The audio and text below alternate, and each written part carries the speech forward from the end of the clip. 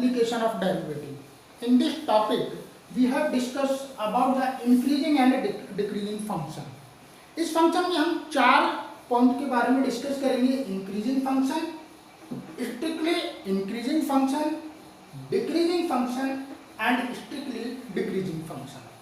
सबसे पहले increasing function. A function f(x) is said to be increasing function on interval a b if x1 less than x2 then f(x1) less than equal to f(x2). This function is called increasing function. एक graph के through यहाँ पर आप देखिए कि graph हमारा increase हो रहा है। ग्राफ पहले यहाँ से ये इंक्रीज हुआ, फिर ये थोड़ा सा कांस्टेंट हो गया, फिर ये इंक्रीज हुआ, फिर कांस्टेंट हो गया। तो इस तरीके के फंक्शन को हम कहते हैं इंक्रीजिंग फंक्शन। मीन्स हमारा फंक्शन कांस्टेंट तो हो गया बट डिक्रीज नहीं हुआ, तो इस तरीके के फंक्शन को हम कहते हैं इंक्रीजिंग फंक्शन। दूसरा point, strictly increasing function. A function f(x) is said to be strictly increasing function on a b if x1 less than x2 then f(x1) less than f(x2). For all f(x1) and x2 belong to a b। इसे graph के through देखिए, graph यहाँ से हमारा ये एक smoothly increase होता हुआ जा रहा है। कैसे? ये x1 इस वाली नंबर लाइन पर अगर हम देखें तो x1 is less then x2, तो f(x1) is less then f(x2) हो जाए तो इस तरीके के फंक्शन को हम कहते हैं strictly increasing function. Now decreasing function. A function f(x) is said to be decreasing function on AB if x1 less than x2 then f(x1) greater than equal to f(x2) हो जाए तो इस तरीके के फंक्शन को हम कहते हैं डिक्रीजिंग फंक्शन। फिगर सी फिगर में देखिए, हमारा जो फंक्शन है यहाँ पर देखिए x1 की वैल्यू f(x1) और x2 की वैल्यू f(x2) है। यहाँ पर ये है f(x1) और ये हो गया f(x2). बिल्कुल इसी तरीके से हमारा फंक्शन यहाँ पे डिक्रीज हुआ, फिर कांस्टेंट हो गया, फिर डिक्रीज हो गया, फिर कांस्टेंट हो गया। तो इस तरीके के फंक्शन को हम बोलते हैं डिक्रीजिंग फंक्शन। डिक्रीज हो रहा है लेकिन एक कांस्टेंट वे में नहीं हो रहा, तो इस तरीके के फंक्शन को हम बोलते हैं decreasing function. And fourth point, strictly decreasing point.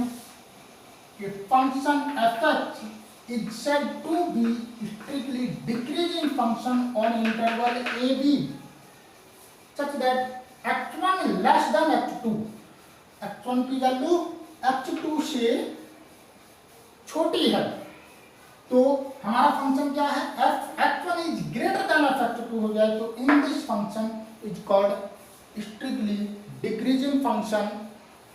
Graph देखिए, यहाँ पर ये फंक्शन हमारा यहाँ से डिक्रीज हो रहा है।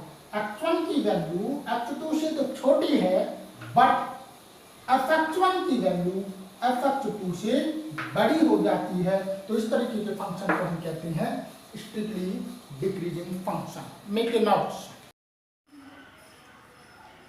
हेलो स्टूडेंट्स, लास्ट वीडियो में हमने इंक्रीजिंग और डिक्रीजिंग फंक्शन की डेफिनेशन के बारे में डिस्कस किया था। मैंने बताया था कि इंक्रीजिंग और डिक्रीजिंग फंक्शन की डेफिनेशन क्या होती है।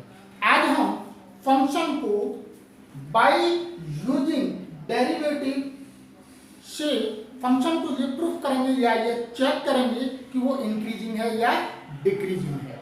देखिए, let f(x) be a continuous function on closed interval and differentiable on open interval. Then यदि हमारा फंक्शन f(x) स्ट्रिक्टली इंक्रीजिंग होगा ऑन AB इंटरवल पर, then f(x) is greater than 0।